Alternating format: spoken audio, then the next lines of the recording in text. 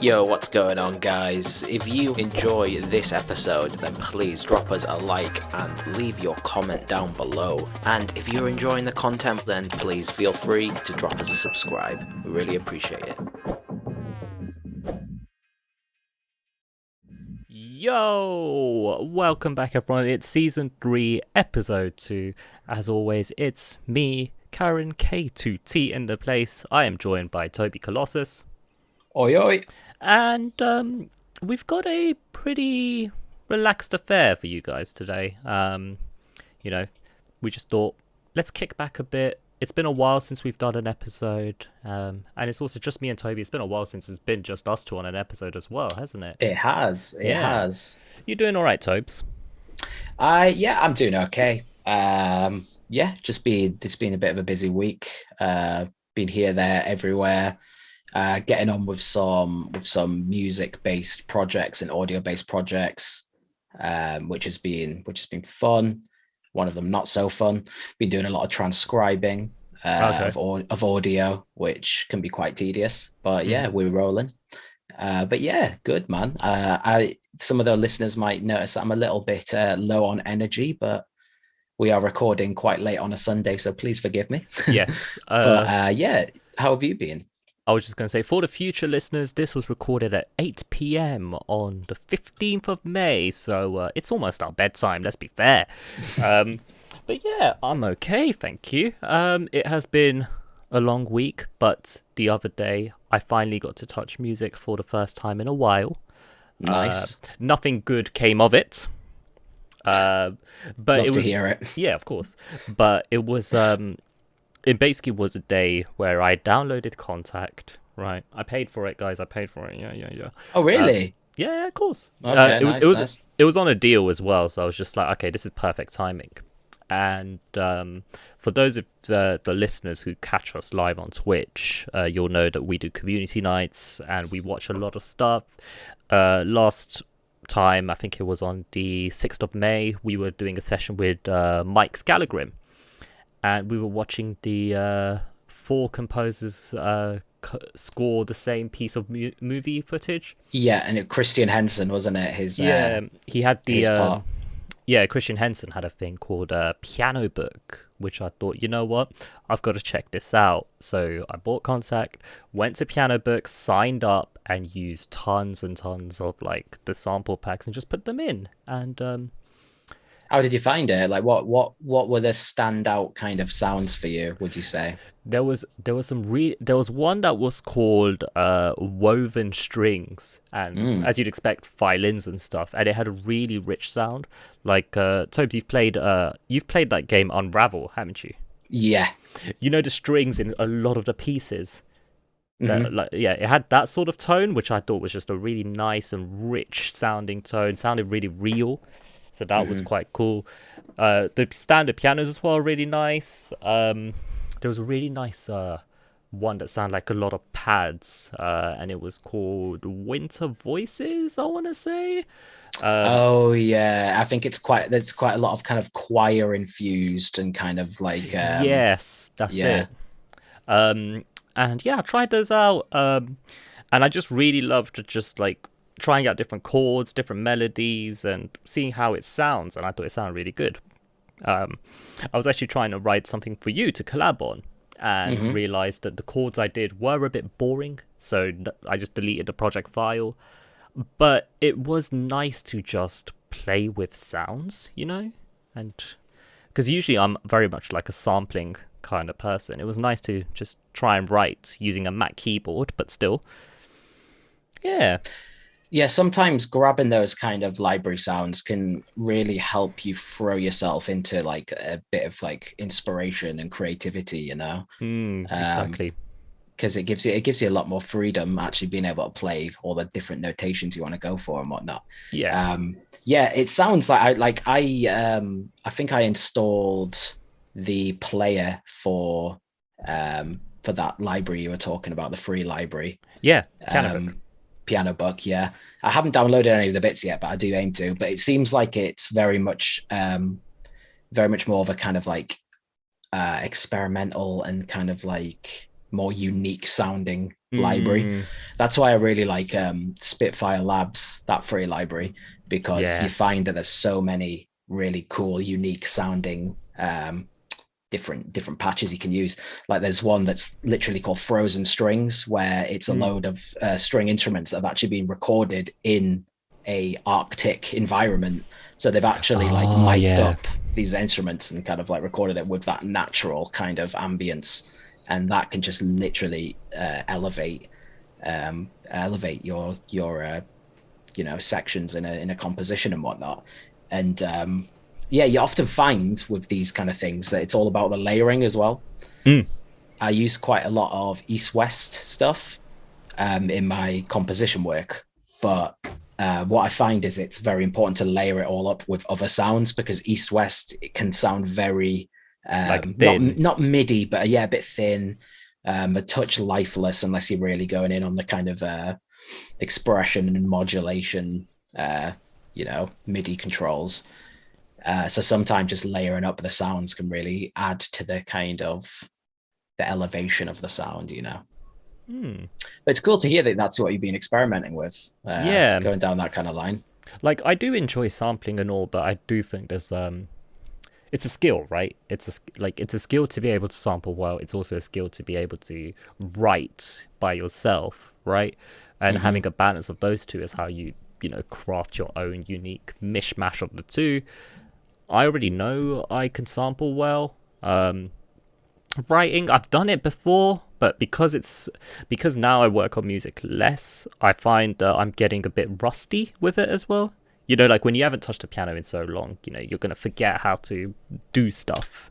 I mean, the same, to be honest. Like I got really frustrated myself the other day, actually, because I sat in front of my keyboard and tried to write some cool chords, and there was just nothing really coming to me. And to be honest, I think it was partly down to my headspace not quite being there.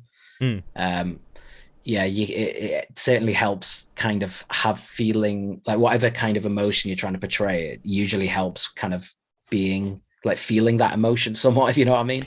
So if you're really not feeling up to much, then it's going to be much harder to put something out that sounds sounds up to scratch to what you want it to sound like, right? That's how you made Under the Weather as well, because you yourself were under the weather during the time, weren't you? Yeah, totally. Yeah.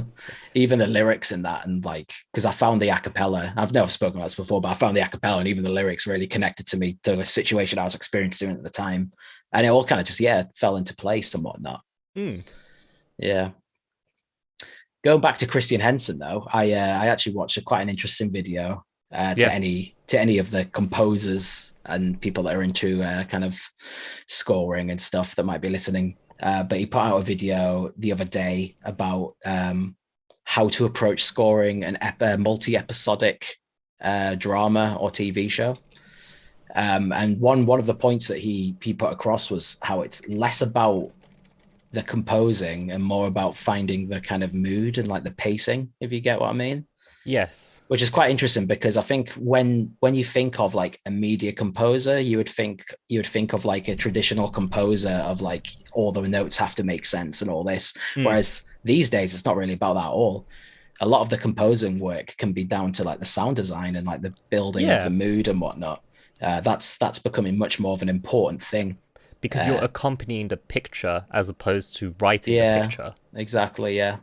So realistically, like anyone can jump in on it these days and have their own take on it. You don't have to be this kind of classically trained musician to really make a big impact to a picture, which I thought was cool. It was a refreshing video to watch and a refreshing take to hear. Yeah, and the thing is as well, like when you do have a picture, just say the clip is, I don't know, a kid skateboarding down the road, he falls over, trips up, right?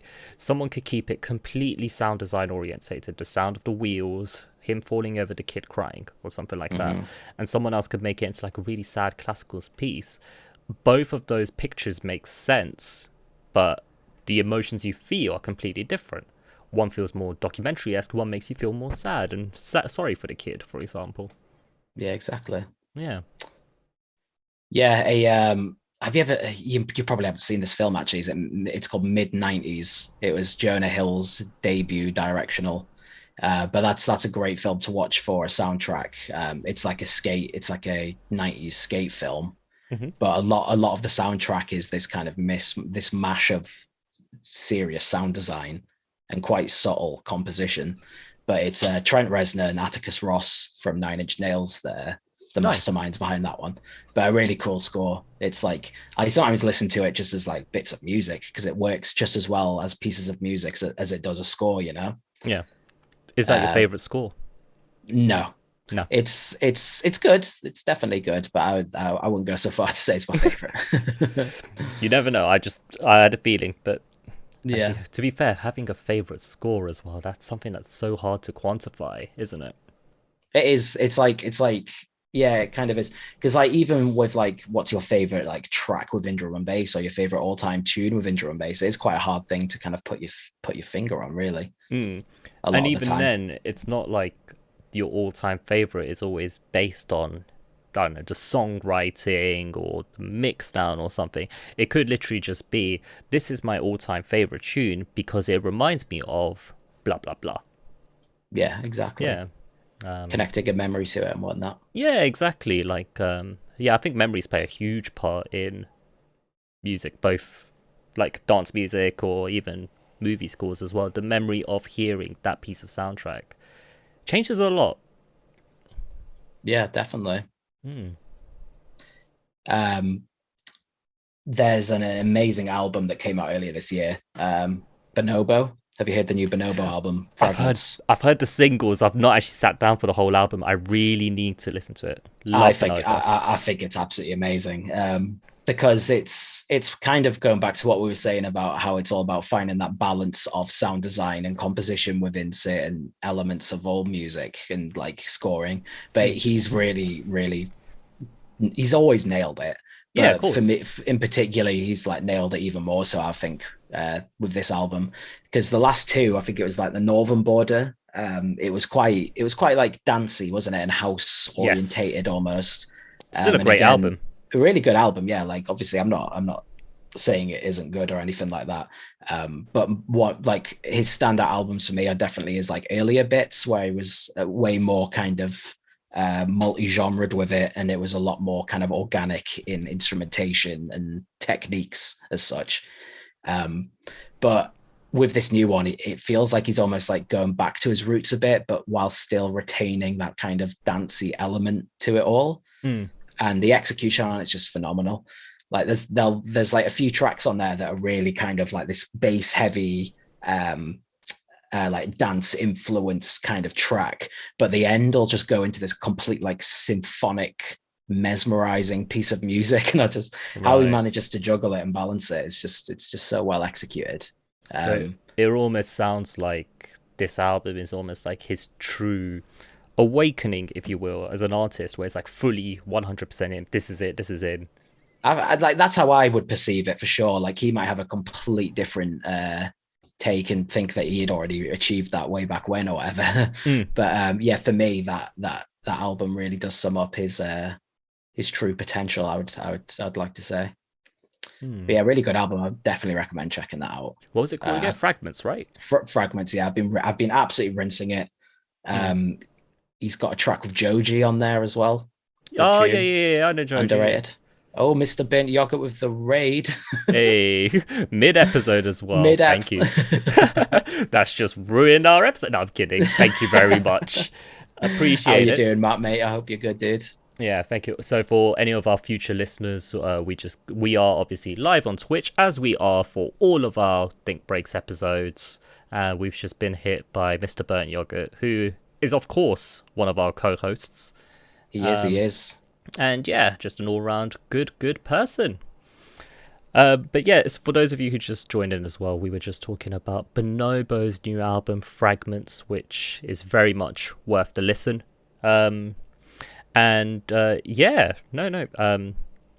You know what? I've actually not listened to many albums this year. I don't know what it is, but you know when just got lots of things going on musically, work-wise as well, you just sort of lose the time to go through these albums. You need the time to really be able to like sink your teeth into it. Because for me, like I don't like just like picking up an album or whatever and just listening to a few bits like from titles that like stand out. I feel like if I'm going to appreciate that album and like give it the like, I don't think due diligence is the right word really, but you know what I mean? No, it makes like sense. Just like give it that time of day. You really need to kind of invest that hour or whatever into it and just give it that start to finish listen, really soak it in. Like, I mean, that is the way it was written, right? So at least we should make the time to listen to it as intended. I think it's a bit different when it's a compilation album. But it definitely is, yeah. But it's also harder with a compilation album. Imagine trying to listen to 40 tunes in one sitting. Exactly. Like, no. Yeah. Because when you have this album that's like clearly just been written as it's like what a story and it's all weaving into one. It's it seems like a disservice not to give it that full listen. I mean, even in the sense of like, I know you were saying an album that's like a story, but I even think you know, especially in this scene, we do get albums which, like, the artist does say, you know, not that it's a bad thing or anything, they do just say, you know what, I just wanted to do 14 bangers, that's it, no real sort of story to it, I just want to do some bangers, right? I feel like even those ones still deserve that start to finish listen, because maybe some people might find a story in those. Well, all music, even if there's no intention for the story from the artist to be put in there, like all music kind of has that natural kind of story built into it, and it's like you say, it's how it's been interpreted essentially. Yeah, exactly. People make their own stories to the music, right? Exactly. Like I always remember there was like this old Makoto tune called Bubbles. It's like a 140-bit, and whenever I listened to it, I always thought, you know, very euphoric, very happy feeling. This makes me feel happy, but I sent it to a friend and they were like, yo, this actually makes me feel really quite somber and sad. And things like that. It just goes to show, doesn't it? It's like, you know, what means something for one person can mean the complete opposite for another. And I just think that's something that's fascinating about all music. It is. It really is. But yeah, should we talk about ideas and stuff that we have for think breaks for the Twitch in the future and whatnot? Oh yes, if you want to. Yeah, I mean, we very much want to kind of do these sample flip battles videos essentially. I feel like that would be really, really cool, and it would also provide a lot of good educational kind of content, just for an insight on how like each person would work essentially, because everyone has their own different kind of take and whatnot. And I think it would be really good just to do like what Andrew Huang does and get like different guests on as well. So we could always like have it as like me, you, and Terry Shodan, that is, for the listeners. Yeah, Terry Shodan, of course. And then we can start introducing a different guest each kind of video. Yeah. And I think this is going to be more tailored towards the whole YouTube content.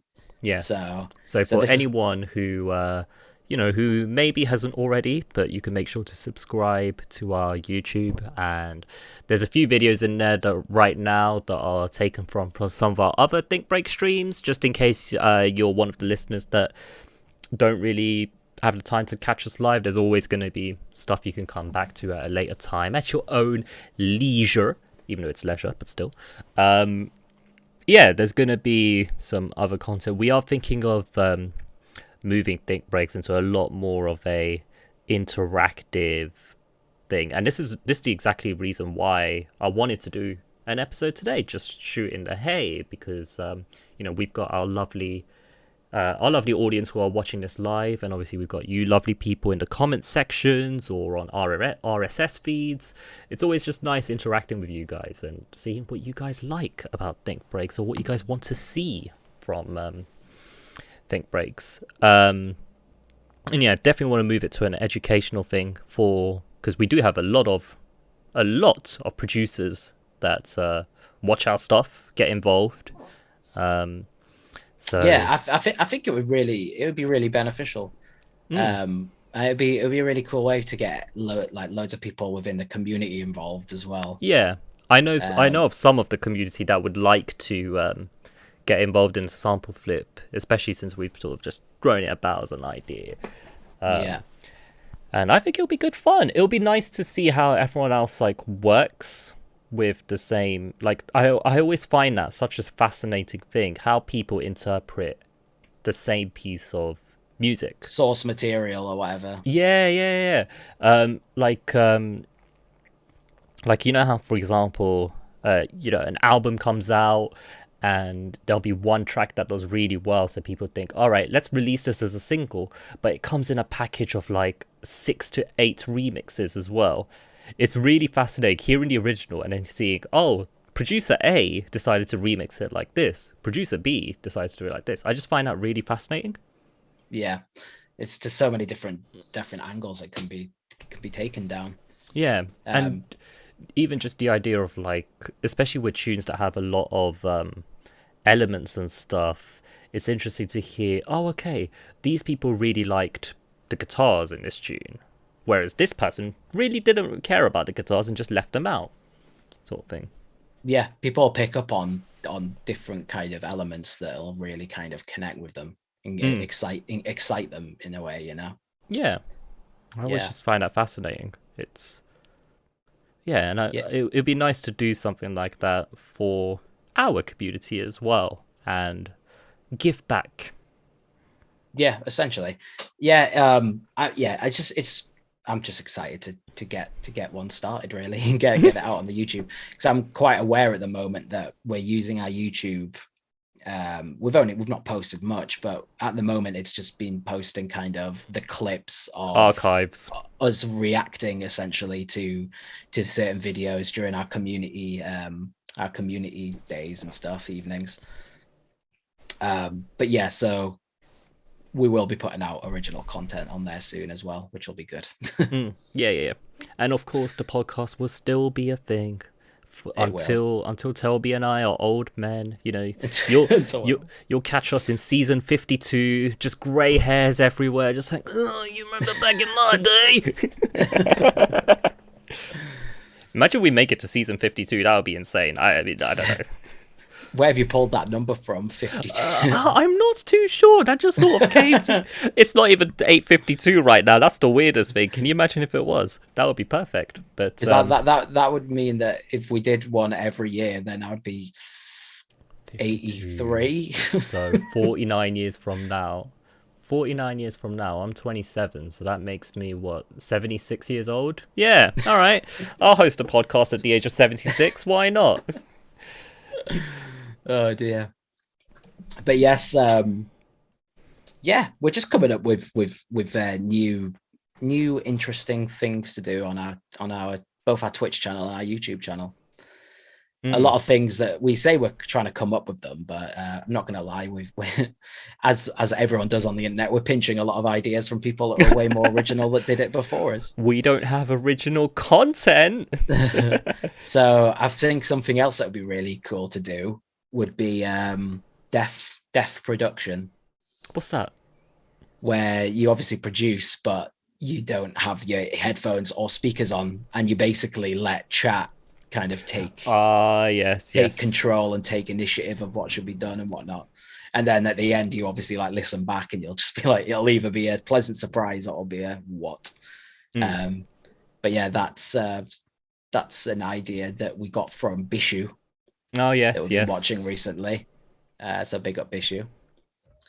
That's the thing, though, isn't it? Like, it's all about putting our own twist on ideas that already exist. It's almost like remixing the idea. Wait. Yeah, exactly. Oh, you see, but no, definitely gotta do that. But yeah, like people who are listening, people who are live watching us as well, do let us know what you think. You know, whether you want to see some of this stuff, or maybe give us some suggestions, comment section below. We're always happy to hear from you. Or shizzle. Yeah. That really sounded like the end of the episode, but really, we've still got some time. So yeah, that was that was a bit of a mad interlude, wasn't it? Yeah. I told you guys this is quite a relaxed episode from us, but yeah, it's almost like an unscripted hour between the two of us. And yeah, it is totally unscripted, to be honest. Like normally we go into these episodes and we have like some form of a kind of plan and a structure of like certain things that we'll kind of be talking about. And yeah, unfortunately we've had to kind of do this one on a bit of a whim due to unfortunate circumstances. So yeah, hopefully this isn't too dull for you lot. But you did say you had some music stories for us, didn't you? Kind of. I've just been seeing various things on the news recently that are a bit mad. Some are great, some are a bit mad though. The good one is something that you brought up to me just before the show, but obviously Ukraine won the Eurovision Song Contest, didn't they? As of yesterday. So big up. And the UK finally came something that wasn't last place. Yeah, Woo! I'm very surprised. I've not heard it or even seen any footage on it at all. Really. Yeah, same. I know, like some people get so invested in it and like so like into it. I used to get into it as a kid just because it was so cheesy. You know those things where it's like so cheesy that it's just charming. Yeah, that's what Eurovision was to me as a kid, and we used to always watch as a family and watch the performances. I was obviously the absolute god that just knew, I like this tune the most, this tune's gonna win, and it did win every single time. I was just right on it. But on the subject of Eurovision, do you have any Eurovision favorites? As in, like, from all the years, any particular tracks you particularly remember? Honestly, like, I'm not to be complete dead content right now, but I'm the worst person to be asking this because I genuinely could not. Oh, what was that? Oh my god! I know what you mean. I know what you mean, but I don't know what that is. To be honest, I think that was the Russian Eurovision at some point, which is a bit ish. Oh god, I can't remember that one. I mean, do you not remember? I can't remember like it properly. It feels familiar. It was like Haladi Habida Disco or something like that. No, it was like it's not coming to me. It's not coming to me. He looked like a futuristic like spaceman, and I think he had like a starfish on his head or something. I feel like we're gonna have to find this after the episode. I just can't remember it at all. Is that there, Benji? The Vita's the seventh element.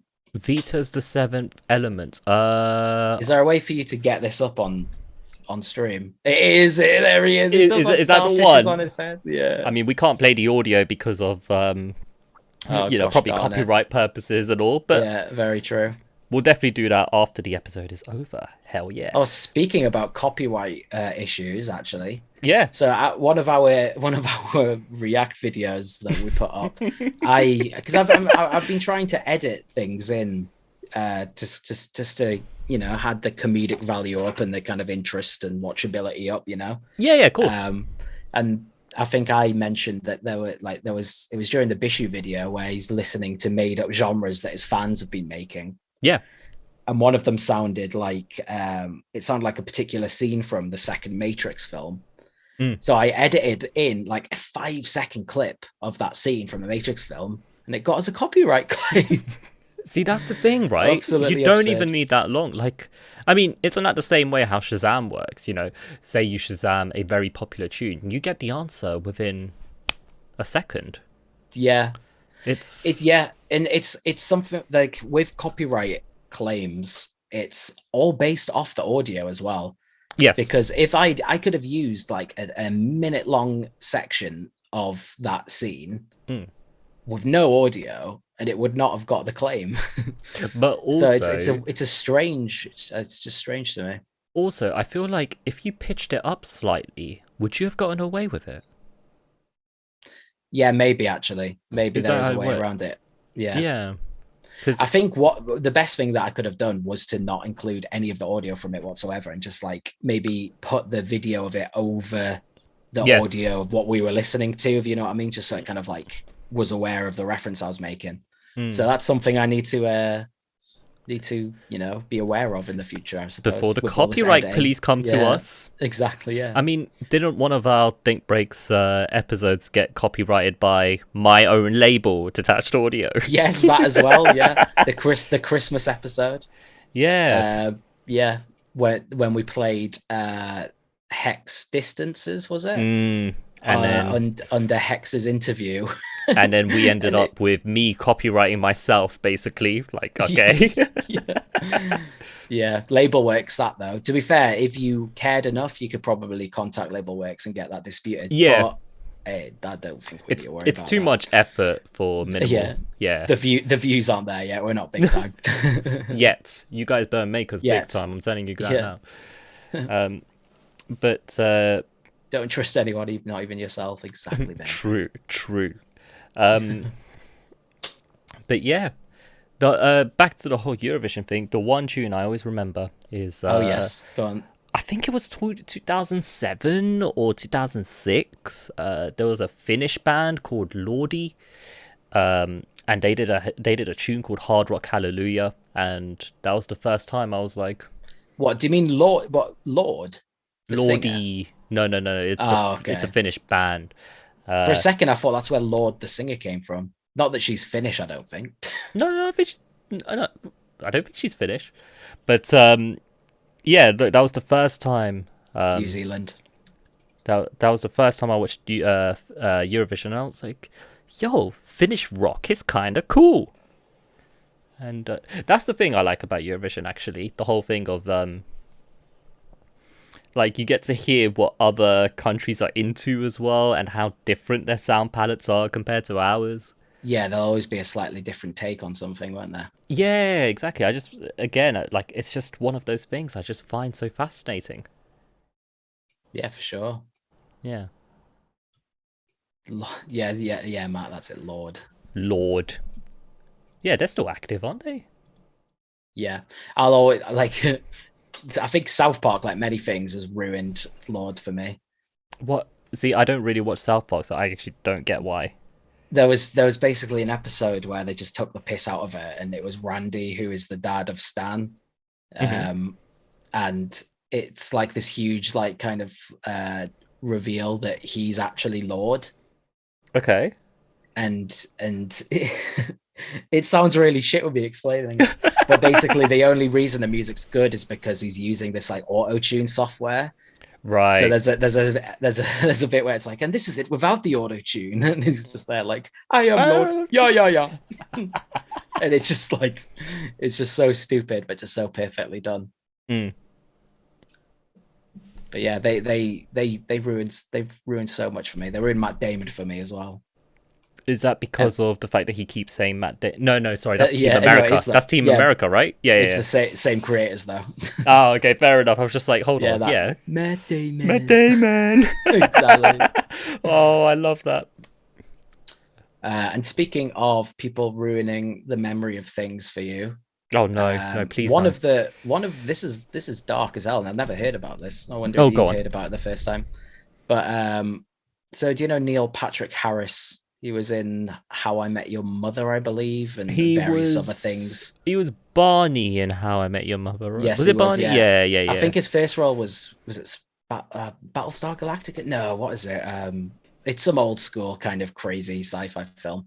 Yeah. But there's a picture that's been resurfacing where apparently he made the corpse of Amy Winehouse as a cake. What? Yeah. Why? I don't know. It was like for a Halloween party, but I thought that was a bit messed up, wasn't it? Yeah, like that's. I mean, your sense of humor is kind of twisted right there, dude. Yeah, because it's like having a twisted sense of humor, and then there's that. And if you see the pic, we're not gonna put it on the picture. It's absolutely video. Graphic as hell, very disturbing. See, I don't get that though. Like, I think there's definitely yeah, sure, people want to do crazy Halloween costumes and all that, but there's a line, right? You don't use dead people. Come on. Like Yeah, because there's nothing horror related to that. That's just like a just a douche move. Yeah, poor judgment. Yeah, nah, I can't get with that. Nah, Yeah, that's just all sorts of wrong. it really is. And on the lines of poor judgment, Oh no. I don't know what's worse about this whole thing. But so apparently Madonna has come out with a 3D NFT that bears her vagina. Yeah. Have you heard of Beeple? Beeple? Yeah, Beeple. He's basically this he's this kind of like what do you call him? He's behind. If you go on his Instagram, I think he makes like a bit of like visual art every day. Okay. He's like done this challenge. I can't remember when he started. It might have been years ago, but I remember it was very, very prolific around the whole lockdown area. But he kind of set aside the task to like make one piece of kind of visual art per day. Yeah. And that's how he really blew up, I believe. But yeah, he's doing this project with Madonna. And he's always done very strange, like it's usually quite abstract and quite strange and twisted kind of, source material he uses. But for some reason, Madonna thought it was a good idea to get behind that. And what I find even more fascinating is how NFTs are still a thing right now. Yeah, I mean, has that not died off yet? I read recently that Hospital Records have sorted out some new NFTs as well. Yeah, Stranger had a few NFTs as well that he sorted out as well. And I mean, as someone who still doesn't understand it, there's not a lot I can say, because anything I do say will just come off as an ignorant person. Yeah, I'm just such a boomer of that stuff. It's like there's people out there that would rather purchase a copy of a bit of artwork to say that they have that kind of NFT of the artwork over actually having the original artwork. And like, to me, I can't wrap my head around that. It's like, why would you not rather just get the original artwork? But it's like somehow these NFTs are more sought after. I think the thing is because it's like the value of ownership, right? It's braggers' rights, isn't it? Just gone crazy. Yeah, I mean, that's how I understand it, but I could be totally wrong, right? It's still something that I will, I've had people tell me about it, but even then, it still hasn't become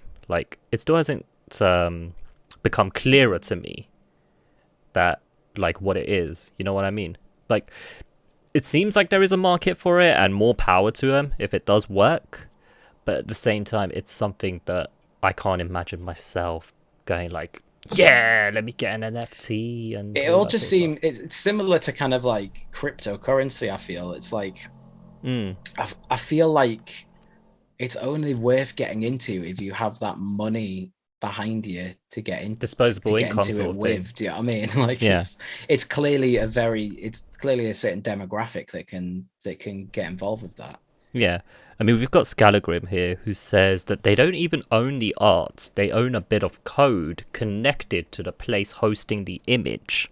Yeah, so that crazy. That still doesn't make it any clearer for me, to be fair. You know? I think it'll never be clear to us, though, because we are quote unquote boomers, I suppose. Yeah, we are boomers to this. But to be fair, on the subject of NFTs, did you hear about that website? This was I want to say a few months ago. And there was a website which actually we're going to redact the name. But so editor, once you're editing this, please redact the name. But they were pulling data from Spotify, including like basically all the music on Spotify, and were making NFTs out of them. So technically, Colossus NFTs, K2T NFTs exist. What? Yeah, but obviously this was all done sort of like under the radar, it seemed, and obviously when pretty much the whole music industry found out, it was just like, what the hell is this? This is illegal. What's going on? And I think the website's been shut down now. But at the same time, I was like, I didn't really understand. Like, I get why it's legal, of course, right? I get why it's wrong. But if it was legal and above ground, I didn't really understand why that would be a thing, because it's music from Spotify. You can just download the tune. Yeah. Wait, so yeah, but was it? Yeah, see, this is why I just don't understand it all. The NFT, was it not like a bit? Was it from the artwork of the tracks from Spotify, or is it like can you get an NFT that's an audio format? I'm not too sure, to be fair, but also I see we've got a correction. The NFTs on was never made. You could buy your place to pre-order them. But okay, so that was a correction that's just come in from our audience for any of the future listeners. But even then, I'm not too sure. I get that, I don't think I'll ever understand it. No, it's just because you brought it up. I just suddenly remembered the story about Redacted. So yeah. Yeah, it's very strange. I don't understand why. Like, surely, so if they've got like NFTs of every artist on Spotify, then surely people are only going to buy that artist's NFT if that artist then promoted it. Like, how are people going to like find this artist's NFT? If you get me. So I don't understand. I don't understand the thought process behind the person who did that in the first place. I guess that's where the correction that we just got comes in that you could buy your place to pre-order them. In the sense of like the artist would probably pre-order the NFT so that the NFT of them exists, and then they'll promote it. By the way, I've got an NFT. Yeah. So it's very strange. Very strange. It's yeah. I mean, it kind of shows. I mean, I know people say this is probably the future of the music industry, or just the future of technology and so on. So maybe we have reached that age where we are boomers who don't understand. And I feel I reached that age a long time ago. Wow, Jesus. But it just makes me wonder, like, what is the future in 10 years? What's the future in 20 years? What is incoming, Yeah. Well, a weird insight into all that was almost that AI video we watched.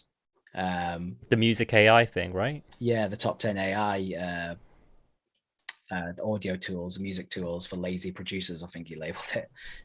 But there was one on there that really spooked me at the time, where you could literally just type in a mood and various other things, and it would just create it as like a completely made up kind of composition. And the example they played sounded like pretty decent, that would be used on some sort of sci-fi kind of dystopian sounding kind of soundtrack. Yeah. So if we're at that point now, like, imagine 10 years time, maybe it could get to the point where the human doesn't need to kind of be involved, Yeah, I mean, I tried out that place as well, like after we watched it, and I was talking to Terry Shodan about this, and he did make a good point regarding that piece of AI, in the sense that while like humans do have the thing where they sort of break out of music theory forms, there are so many points of music theory that are so rooted and in place. For example, that is true. A C major scale is always a C major scale, right? If you play a melody in C major with chords that are within C major, right, it's going to make sense and be harmonically in key and so on. So there are these rules that make sense. So, you feed those rules to AI, then of course it's going to put something that in a harmonic sense makes sense. But you're never going to be able, well, I say you're never going to be able, but you never know. But the idea of, like, how sometimes you have jazz musicians that go off, not off key, but sort of like go off the beaten pathway to do a bit of noodling and so on. I don't think that's something that AI could replicate. Yeah, this is true. Yeah. It's even like me just thinking about it then as well when you're speaking, the whole going back to kind of like composing for picture, an AI couldn't recognize what should be done in terms of like in terms of like the emotion being portrayed, like that just wouldn't, I just don't think it could be done. Like, you can't have like, you'd have to get the AI to speak to the director and work out what wants to be portrayed and whatnot. It just reminds me of that one scene in iRobot where Will Smith goes to a robot and is like, "Can you write a symphony?" And the robot just goes, "Can you?" I don't know why. It just suddenly reminded me of that. but yeah, like I do find the whole AI thing fascinating. Like, I think it's so interesting how much more advanced things can be. Like within that whole AI tools video that we watched, there were some really cool tools, like, you know, the stem splitter thing, or the one that the one that you type in some words and it finds a movie with that line. Oh yeah, that was crazy. Yeah, like those things I think are really interesting. And I see that again, this is one for our future listeners. In our chat, there's a joke about making an IDM album out of AI, but there is a in quotation marks artist called Endel, Endel, and the idea is that it is all AI generated music, and there's like tons of albums on Spotify that's like music for relaxing, music for meditation, and so on. And these are just ambient pieces that are just automatically generated by AI. And I look at the listeners, and yeah, it completely overshadows my listeners. But it's just so crazy to think that this is how far AI has come. Like, when we were kids, just the idea of having a little stick that you can put your tracks in was mind-blowing. Yeah, for sure, to be fair. Right? And even then, it was like a little stick that was, 16 tunes, if that? Yeah. And then not even that long before then, it was mind-blowing to think that you could create a whole, like, symphonic orchestra within your computer. Yes. And then they came out and they made a whole load of MIDI kind of sounds, which sounded a bit kind of, you know, that classic MIDI lifeless sound. But then fast forward another 20 years and it's super hyper realism now. Yeah. It just really makes you like, it just really makes you think, where is music headed in the future? Yeah, because like you never think there's going to be anything that can top what you already know, but then there always seems to be something. It's almost impossible to try and like imagine. Yeah, what exactly. can be achieved. Like, yeah, it's like when people talk about, you know, making music with made up genre names, for example, right?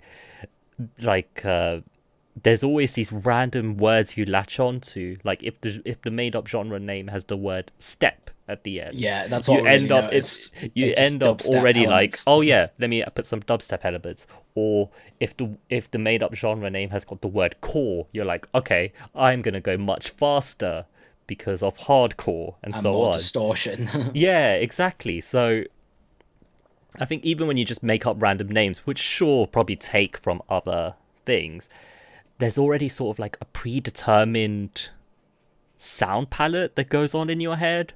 Like, I don't know. Yeah, totally. Like for the sake of our listeners listening at home, I could say, okay, a new genre exists. It's called kitchencore. Right? And I bet you, right, that some people who just heard me say kitchencore right now would think of fast music that samples kitchen utensils, right? Probably uses like like hitting a saucepan as your snare and so on, right?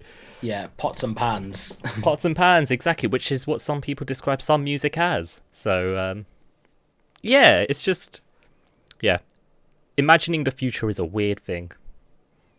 It really is. It's not really on the topic of music as such, but we've been talking about AI. But I think it must have been Elon Musk, because he's just like behind every controversial kind of future. He's a supervillain. Bound, statement.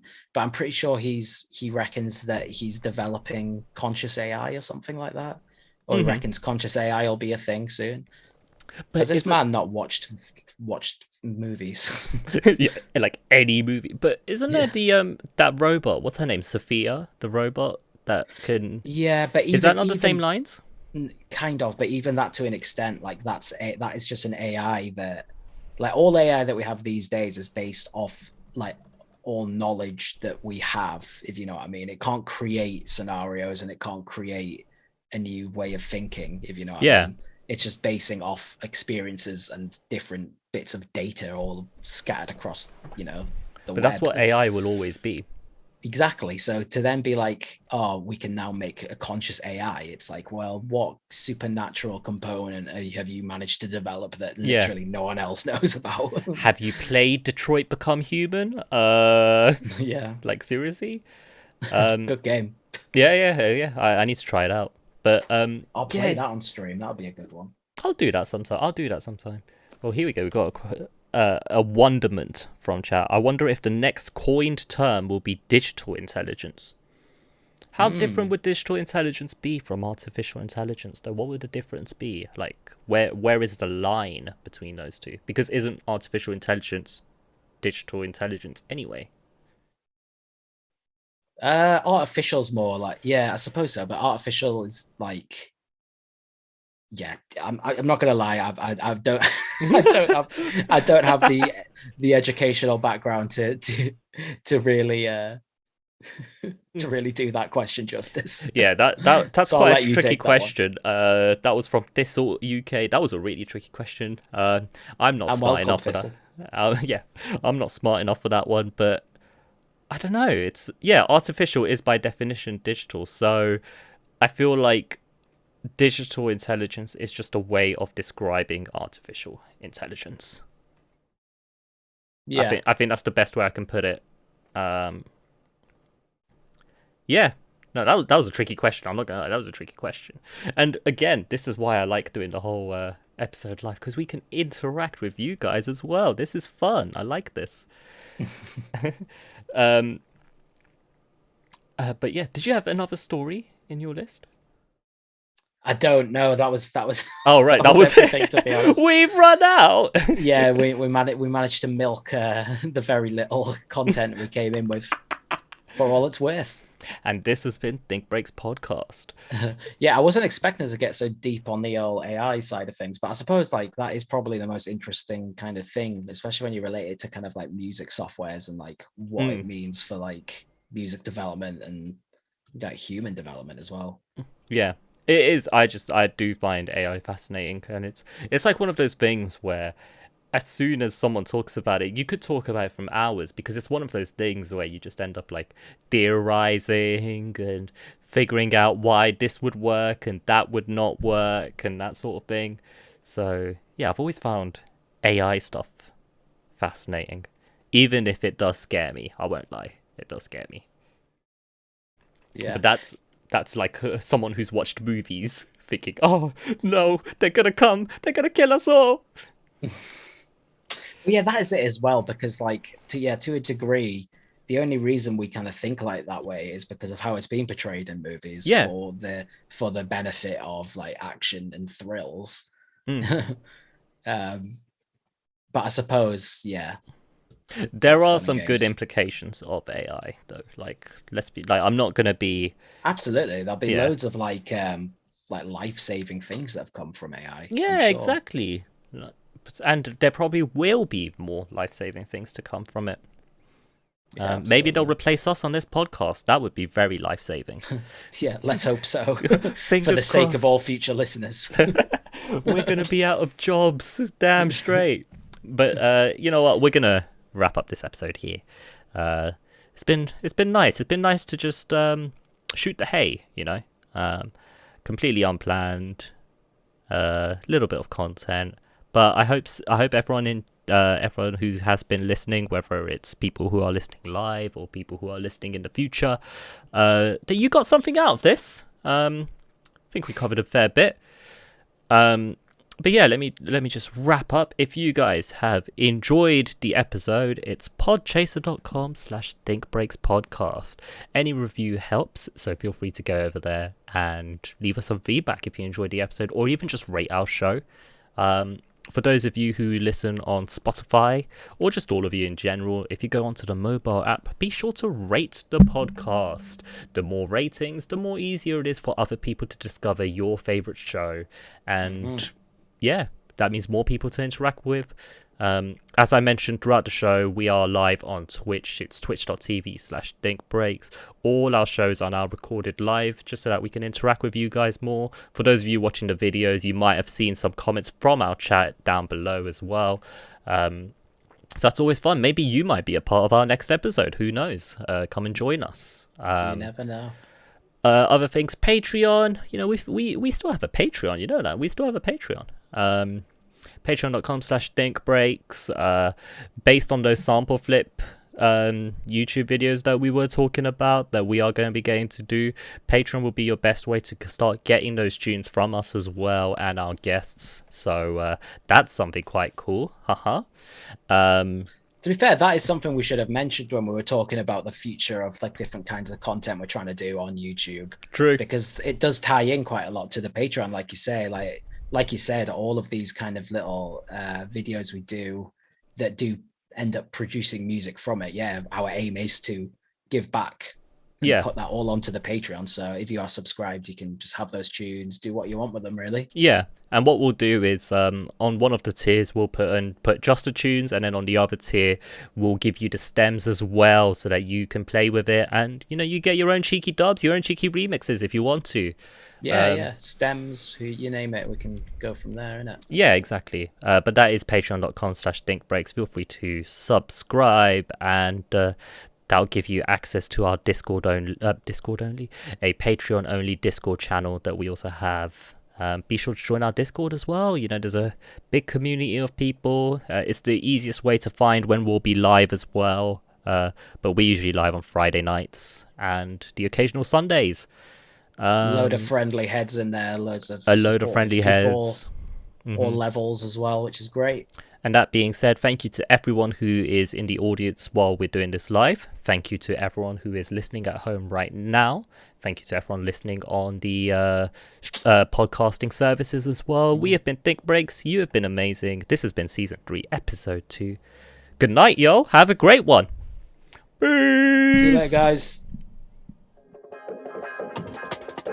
How's it going, guys? If you have enjoyed this particular episode of the podcast, then make sure to leave a like and a comment down below. And if you're enjoying the content, then make sure you click that subscribe button. Peace!